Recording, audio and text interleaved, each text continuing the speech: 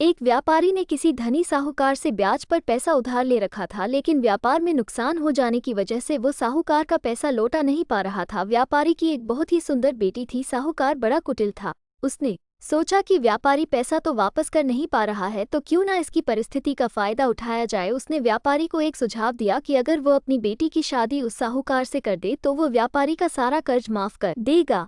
व्यापारी बेचारा मरता क्या न करता, उसने अपनी बेटी को सारी बात बताई। समस्या बड़ी थी। साहूकार अधेड़ उम्र का कुरूप व्यक्ति था। अब उस बेटी के आगे दो ही रास्ते थे। पहला, या तो साहूकार से विवाह करने से इनकार कर दे और अपने पिता को कर्ज में दबा रहने दे। दूसरा, साहूकार से खुशी से विवाह कर ले ताकि उसका पिता स्वतंत्रता से रह सके। लड़की ने साहूकार के आगे एक शर्त रखी कि साहूकार एक थैला लाए और उसमें 2 गोलियां डाले, एक सफेद रंग की तथा दूसरी काले रंग की। इसके बाद लड़की उस थैले से आंख बंद करके कोई एक गोली निकालेगी। गोली अगर काली निकली तो लड़की साहूकार से विवाह कर लेगी और उसके पिता का कर्ज माफ कर दिया जाएगा। साथ ही अगर गोली सफेद निकली तो भी पिता का कर्ज माफ किया जाएगा, लेकिन लड़की साहूकार से विवाह नहीं करेगी। साहूकार तुरंत बात मान गया और जल्द ही एक थैला लेकर आ गया। अब वो जब थैले में गोलियां डाल रहा था तो लड़की ने देखा कि साहूकार ने चालाकी से दोनों गोली काली ही थैली में डाल दी है। अब लड़की परेशान हो गई कि अब वह करे तो क्या करे।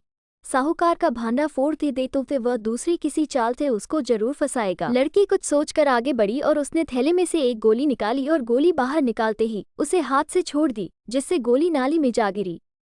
लड़की बोली, माफ करना, गोली मेरे हाथ से छूट गई, लेकिन चिंता की कोई बात नहीं, थैले में अभी दूसरी गोली भी तो होगी, उसे देख लेते हैं।